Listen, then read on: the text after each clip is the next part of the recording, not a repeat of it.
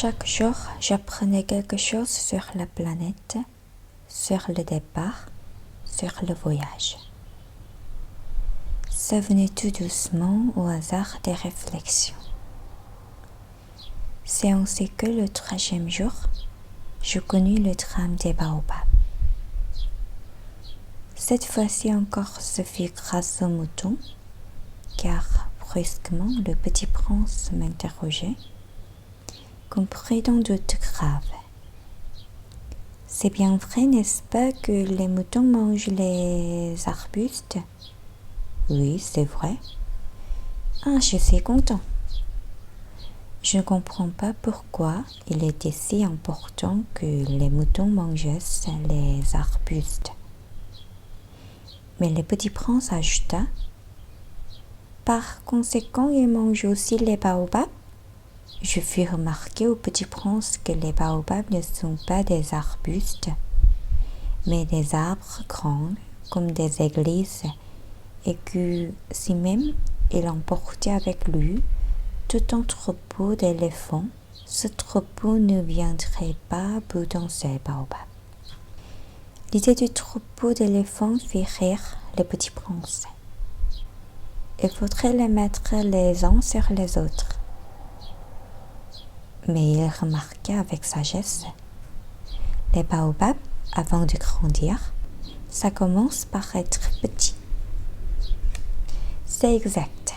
Mais pourquoi veux-tu que tes moutons mangent les petits baobabs? Il me répondit, ben voyons, comme s'il s'agissait là d'une évidence.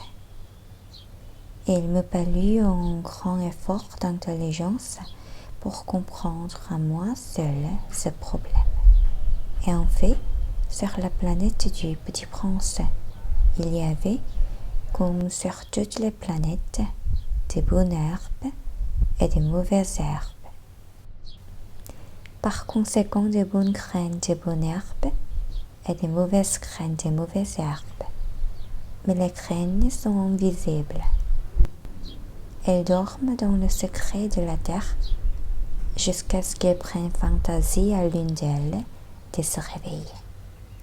Alors, elles s'étirent et poussent d'abord timidement vers le soleil une ravissante petite brindille en offensive. S'il s'agit d'une brindille de radis ou de rosière, on veut la laisser pousser comme elle veut, mais s'il s'agit d'une mauvaise plante, il faut arracher la planète aussitôt dès qu'on a su la reconnaître. Or, il y avait des graines terribles sur la planète du petit prince. C'étaient les graines de baobab. Les ceux de la planète en étaient infestés. Or, en baobab, si l'on s'y prend trop tard, on ne peut jamais plus s'en débarrasser. Il encombre toute la planète. Il la perfore de ses racines. Et si la planète est trop petite, et si les baobabs sont trop nombreux, ils la font éclater.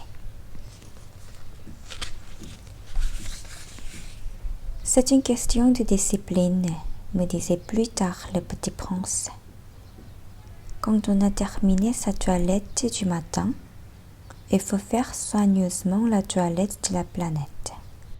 Il faut s'astreindre régulièrement à arracher les baobabs dès qu'on les distingue avec les rosières auxquelles ils ressemblent beaucoup quand ils sont très jeunes. C'est un travail très ennuyeux mais très facile. Et un jour, il me conseilla de m'appliquer à réussir un bout de sang pour bien faire entrer ça dans la tête des enfants de chez moi.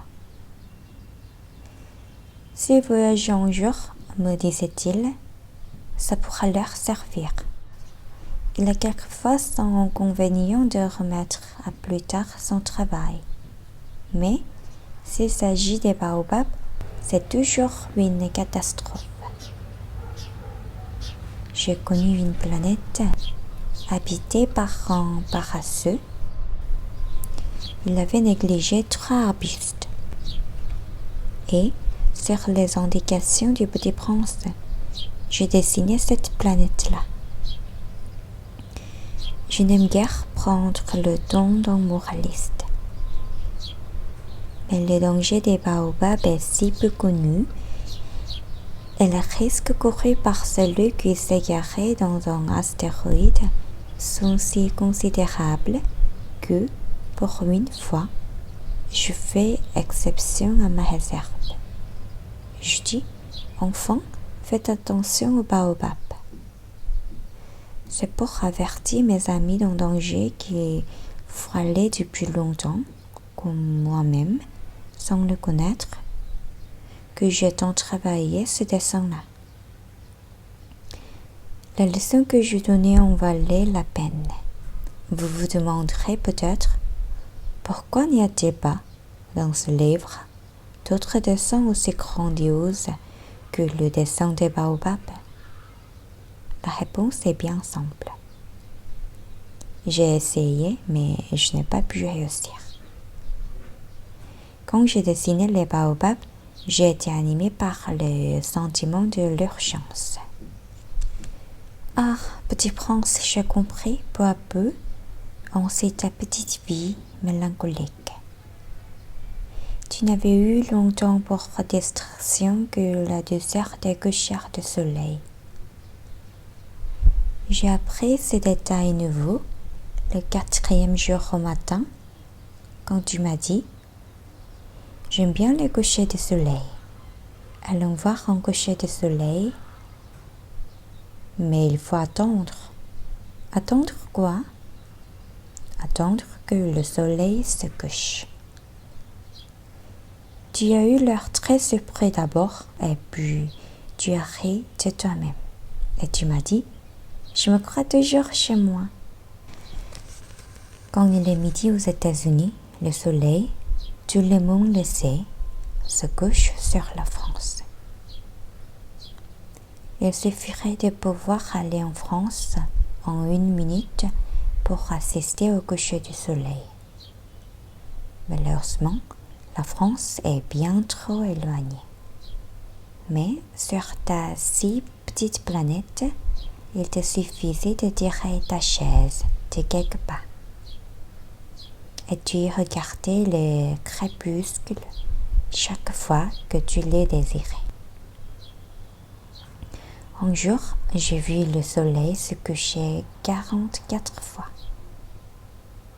Et un peu plus tard, tu as ajouté, tu sais, quand on est tellement triste, on aime les couchers du soleil. Le jour de 44 fois, tu étais donc tellement triste. Mais le petit prince ne répondit pas.